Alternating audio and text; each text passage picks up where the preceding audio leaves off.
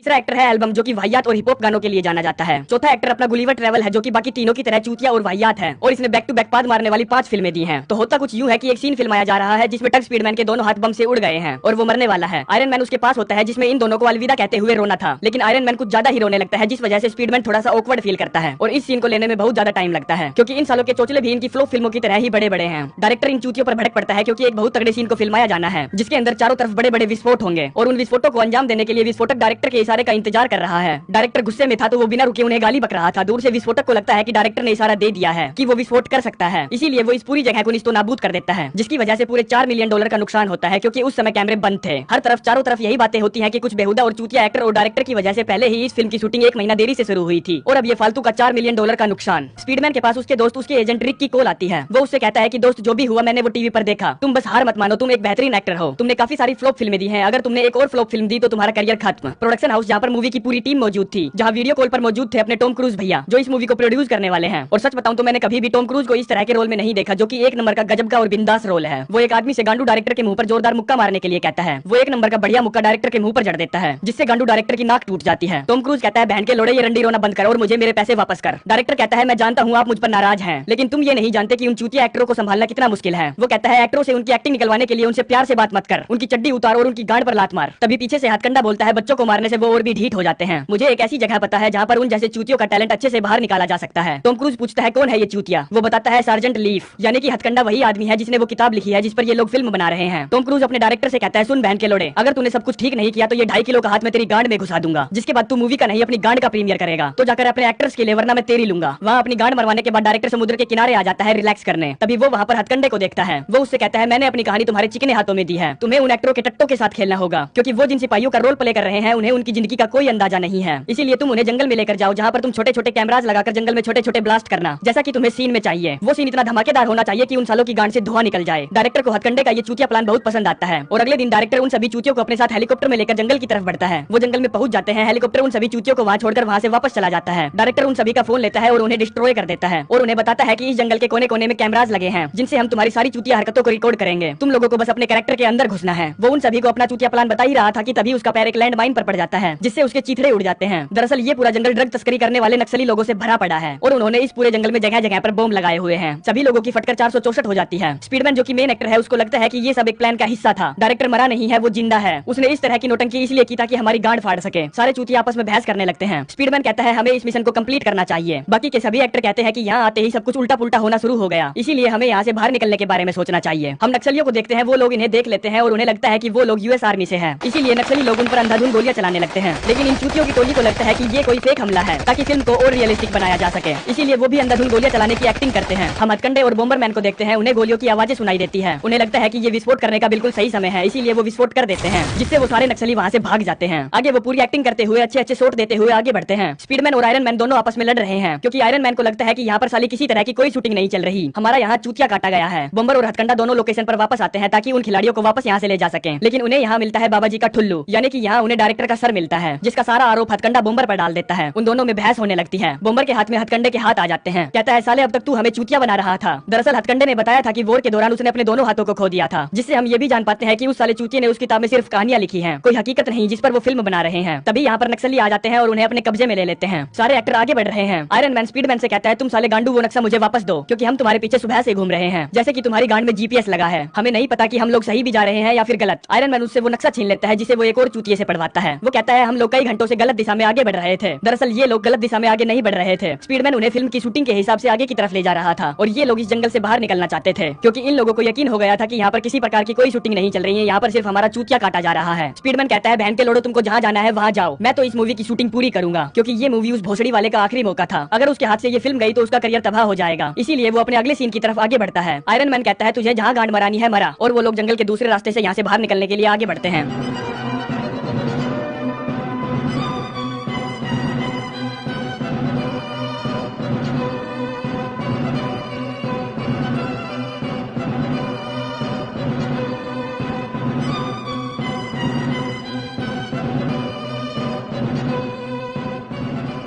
हम बम्बर और हथकंडे को देखते हैं जिनको बांध कर रखा गया है। हथकंडा उससे बताता है कि मैं आर्मी में तो था लेकिन मैं कोई सिपाही नहीं था, मैं वहाँ सफाई वाला था। बम्बर कहता है साले तू सभी को बचपन से चूतिया बनाता आ रहा है या तूने कोई कोर्स किया है? तूने बहन के लोड़े पूरे देश को धोखा दिया है। तूने साले कोई जंग नहीं लड़ी, तूने सिर्फ बर्तन साफ किए हैं। जंगल में रात में स्पीडमैन अपने आईपॉड पर मूवी देख रहा है। तभी उसे कुछ सरसराहट की आवाजें आती हैं। वो अपना खंजर लेकर आगे बढ़ता है और उसका काम तमाम कर देता है। तभी उसे पता चलता है कि उसने जिसको मारा है वो एक क्यूट सा पैंडा है। जी हाँ, ये वही जानवर है जिससे वो बहुत प्यार करता है। सुबह वो रिक को फोन करता है जो कि एक सैटेलाइट फोन है जो कि उसने डायरेक्टर से छुपा लिया था। वो कहता है मैंने उसको मार दिया। रिक पूछता है क्या तुमने उस रंडी को मार दिया? स्पीडमैन कहता है नहीं, मैंने पैंडा को मार दिया। वो कहता है ये क्या चूतियापा मचा रखा है, तुम ठीक तो हो? और क्या तुमको वो PS5 मिला? स्पीडमैन कहता है नहीं, उन्होंने मुझे अभी तक नहीं दिया और अब मुझे उस PS5 की कोई जरूरत नहीं है। रिक को सुनाई देता है कि उसको अब उसकी कोई जरूरत नहीं है। वो पूछता है कि क्या तुमने कोई नई एजेंसी ज्वाइन कर ली है? इतनी ही देर में पीछे से नक्सली आ जाते हैं और उसे पकड़ लेते हैं। वो उसे अपने अड्डे ले जाते हैं जहाँ पर वो देखता है कि यहाँ पर भी कैमराज लगे हैं। वो समझता है कि यहाँ भी शूटिंग चल रही है, उसे परमानेंट अपने ही रोल में रहना होगा। वो चिल्ला चिल्ला कर कहने लगता है मैं तुमसे नहीं डरता, मैं तुमसे नहीं डरता, तुम मुझे तो मार सकते हो लेकिन मेरे अंदर के देशभक्त को नहीं। जंगल में गुलिवर ट्रैवल की हालत खराब होने लगती है क्योंकि ये साला एक नंबर का ड्रग्स एडिक्टेड है। वो लोग लगातार आगे बढ़ रहे थे तो उस गांव तक पहुंच जाते हैं जहां स्पीडमैन को बंदी बनाया गया है। एक जना देखता है कि स्पीडमैन को तरह तरह की यातनाएं दी जा रही हैं और वो गदर गांडू सोच रहा था कि अभी भी शूटिंग चल रही है, इसीलिए वो बार बार सीन कट चिल्ला रहा था। जिसके बाद उसे उनके बॉस के पास ले जाया जाता है जिसका नाम है हस्तर, जो कि एक छोटा बच्चा है। वो कहता है तुम मेरे कब्जे में हो, क्या तुम DEA से हो? स्पीडमैन पूछता है क्या मैंने स्क्रिप्ट की कोई लाइन मिस कर दी? हस्तर उसकी छाती पर अपना सिगार बुझा देता है और एक छड़ी से उसको मार लगाता है। स्पीडमैन कहता है प्लीज मुझे मत मारो। हस्तर चौंक कर रुक जाता है और वो समझ जाता है कि ये तो वही चूतिया जैक है। जिसके बाद सभी लोग उसके सामने नतमस्तक होते हैं। अरे हाँ, आप लोगों को बताना तो मैं भूल ही गया, स्पीडमैन ने एक मूवी और बनाई थी जिसका नाम था सिंपल जैक, जिसमें उसने एक बावलीगांड कम दिमाग के किरदार का रोल निभाया था। वो मूवी अच्छी तो थी पर लोगों को बिल्कुल भी पसंद नहीं आई थी, इसीलिए वो सुपर डुपर फ्लॉप साबित हुई थी। लेकिन वो मूवी इन चूतियों के सरदार हस्तर को काफी पसंद आई थी, जिसके बाद से वो उस चूतिये जैक के फैन बन गए थे। बगल वाला गांडू कहता है तुम्हें ऑस्कर मिलना चाहिए था। रिक काफी गुस्से में है क्योंकि उसे लगता है कि स्पीडमैन को PS5 ना मिलने की वजह से उसने अपना एजेंट बदल लिया है। वो टॉम क्रूज के पास पहुंचता है, कहता है शर्तों के हिसाब से अभी तक मेरे क्लाइंट को PS5 क्यों नहीं दिया गया? टॉम क्रूज कहता है देख साले दल्ले, मैं अभी बहुत बिजी हूँ, इसीलिए मैं तुमसे बात नहीं करना चाहता, नहीं तो मैं तुम्हारी गांड मार लेता। तभी रिक के फोन पर फिरौती के लिए नक्सली कॉल करते हैं। कहते हैं अगर तुम्हें सिंपल जैक वापस चाहिए तो $5 लाख भेजो। रिक कहता है बात सुन बहन के लोड़े भोसड़ी वाले, मैंने कभी भी तुम्हारी एजेंसी का नाम नहीं सुना। टॉम क्रूज उसके हाथ से फोन ले लेता है, कहता है सुन भोसड़ी के, अगर तूने दोबारा कॉल की तो मैं तुम्हारी मैया दूंगा। भड़वे साले, मैं नहीं जानता तू किस चीज के पैसे मांग रहा है, पर तूने मुझसे पंगा ले लिया है और जो मुझसे पंगा लेता है उसकी मैं बिना तेल के गांड मारता हूँ। इसीलिए जो भी तू करना चाहता है सोच समझ के करना, क्योंकि उसके बाद बारी मेरी होगी और जब मैं गांड मारूंगा तो सुबह शाम मारूंगा, दिन रात मारूंगा, मैं थकूंगा नहीं, मैं रुकूंगा नहीं, मैं तेरी गांड के चीथड़े उड़ा दूंगा। नक्सली चौक जाते हैं, सोचते हैं कि ये प्यादा तो साला उल्टा ही पड़ गया। वो स्पीडमैन को बंदी बनाते हैं और उसे सिंपल जैक जैसे ही कपड़े और वेशभूषा देते हैं। हस्तर एक बूढ़े से उसके नकली दांत मांगता है जिन्हें वो स्पीडमैन को देता है। कहता है इन्हें अपने मुंह में डालो ताकि तुम सिंपल जैक जैसे दिखो। वो उन्हें अपने मुंह में डालता है। हस्तर कहता है अब पूरी मूवी दिखाओ। स्पीडमैन कहता है पूरी मूवी कैसे दिखा सकता हूँ? हस्तर कहता है या तो करो या मरो। स्पीडमैन उन्हें फिल्म दिखाने लगता है और जब वो एक्टिंग गलत करता तो वो उसे मारते हैं, जिसके बाद वो बहुत अच्छी एक्टिंग करता है। सभी लोग ये फिल्म लाइव बहुत एकाग्रता से देख रहे थे और वो काफी इमोशनल भी हो गए थे। जंगल में आयरन मैन प्लानिंग बनाता है कि वो लोग स्पीडमैन को कैसे छुड़वाएंगे और उसको छुड़ाने के बाद ही वो लोग इस जंगल से पीछा छुड़वाएंगे। अब एक बार फिर से नक्सलियों की कॉल आती है। वो कहते हैं अभी तक पैसे नहीं आए, अब हमें $10 लाख चाहिए कल तक। टॉम क्रूज कहता है तुझको साले जो करना है वो कर ले, लेकिन मुझे फोन मत कर चूत के भूत मादरचोद, और फोन करने के बाद एक काम करना, उस फोन को अपनी गांड में डाल लेना। रिक कहता है तुम पागल हो गए हो क्या, वो उसे मार देंगे। टॉम क्रूज कहता है यही तो चाहता हूँ मैं कि वो लोग उसको मार दे, क्योंकि मैंने उसका इंश्योरेंस करवाया है और उसके मरने के बाद इंश्योरेंस कंपनी हमको इतने पैसे देगी जितने पैसे हम उस फिल्म से कभी नहीं कमा पाते, जिसमें से एक हिस्सा हम तुमको भी देंगे, क्योंकि स्पीडमैन का कोई करियर नहीं है, उसका करियर अब पूरी तरह से तबाह हो चुका है। ये हमारे पास एक बहुत ही सुनहरा मौका है जो कि हमें हाथ से नहीं जाने देना चाहिए। स्पीडमैन जो कि फिल्म दिखाने के बाद तहखाने में पड़ा है, वो अपने कैरेक्टर में बहुत अच्छी तरह और बुरी तरह से घुस चुका है। तभी वहाँ पर एक बच्चा आता है और उसे लकड़ियों से बना हुआ एक ऑस्कर देता है, जिसे देखकर स्पीडमैन बहुत खुश हो जाता है। कहता है अब से तुम मेरे मुंह बोले बेटे हो। सुबह होते ही वो लोग अंदर घुसने की प्लानिंग करते हैं, जहाँ पर आयरन मैन गुलिवर ट्रैवल को एक भैंसे पर गिराकर उसके पास ले जाता है उनका ध्यान भटकाने के लिए। तब तक दो चूतिए अंदर घुस जाते हैं। वो बम्बर और हथकंडे को छुड़वाते हैं। हस्तर को आयरन मैन पर शक हो जाता है, इसीलिए आयरन मैन उन पर गोलियां चलाने लगता है। उन सबसे निपटने के बाद वो लोग स्पीडमैन के पास पहुंचते हैं, लेकिन स्पीडमैन उनके साथ जाने के लिए बिल्कुल भी राजी नहीं है, क्योंकि अब उसको यहाँ पर एक्टिंग करने में बहुत मजे आ रहे थे और उसका यहाँ पर एक मुंह बोला बेटा भी है। वो सारे उसे किसी न किसी तरह से हकीकत में लाने की कोशिश करते हैं और एक ट्रक लेकर वहाँ से भागने लगते हैं। तभी हस्तर वहाँ RPG लेकर पहुंचता है और फायर करता है, जिससे ट्रक के चीथड़े उड़ जाते हैं, लेकिन वो सभी बच जाते हैं, सिर्फ कुछ खरोंचे ही आती हैं। बम्बर तब तक जाकर हेलीकॉप्टर ले आता है और उसने पुल के चारों तरफ बम भी लगा दिए थे। सभी दौड़कर हेलीकॉप्टर की तरफ पहुंचने लगते हैं, लेकिन स्पीडमैन वहीं स्टक हो जाता है। आयरन मैन उससे कहता है कि वो लोग पुल को उड़ाने वाले हैं, चलो हमारे साथ चलो, जल्दी चलो। स्पीडमैन कहता है नहीं, वो लोग मेरी बात जरूर सुनेंगे और यहाँ पर मेरा एक मुंह बोला बेटा भी है। दरअसल स्पीडमैन अभी तक भी अपने कैरेक्टर से बाहर नहीं आया था, जिसके बाद वो वापस चला जाता है। सभी लोग हेलीकॉप्टर में बैठ जाते हैं। वो उस पुल को उड़ाने ही वाले थे कि तभी हम स्पीडमैन को देखते हैं। वो जिस बच्चे को अपना बेटा मान रहा था वही उसे दबाकर चाकू मार रहा था, इसीलिए वो वापस भाग कर आने लगता है। तब तक हथकंडा उस पुल को भी उड़ा देता है। सभी लोगों को लगता है कि स्पीडमैन नहीं रहा। तभी हम देखते हैं कि वो बच गया है। आयरन मैन उसको लेने के लिए जाता है, जिसके बाद वो हेलीकॉप्टर में बैठकर यहाँ से निकलने लगते हैं। तभी हस्तर उन पर RPG से फायर करता है। तब तक यहाँ नीचे रिक पहुंच जाता है। वो अपने साथ PS5 भी लाया है। दरअसल उसने टॉम क्रूज का ऑफर एक्सेप्ट नहीं किया, क्योंकि स्पीडमैन उसका एक अच्छा दोस्त है। वो उस PS5 को हेलीकॉप्टर की तरफ फेंकता है, जिससे RPG उससे टकराकर वहीं ब्लास्ट हो जाता है और वो सभी लोग बच जाते हैं। वो वापस अपने होम टाउन पहुंचते सोचते हैं। प्रोड्यूसर जैसे तैसे करके उन सारी फुटेज और रिकॉर्डिंग को वहाँ से निकलवा लेता है और सभी फुटेज को मिलाकर एक फिल्म बनाता है जो कि सुपर डुपर हिट साबित होती है, जिसमें स्पीडमैन की एक्टिंग को बहुत ज्यादा पसंद किया जाता है और आयरन मैन उसे अपने हाथों से ऑस्कर देता है। स्पीडमैन बहुत खुश है क्योंकि उसका करियर डूबने से तबाह होने से बच गया है। टॉम क्रूज भी काफी खुश है क्योंकि उसने इस फिल्म से काफी ज्यादा पैसे कमाए।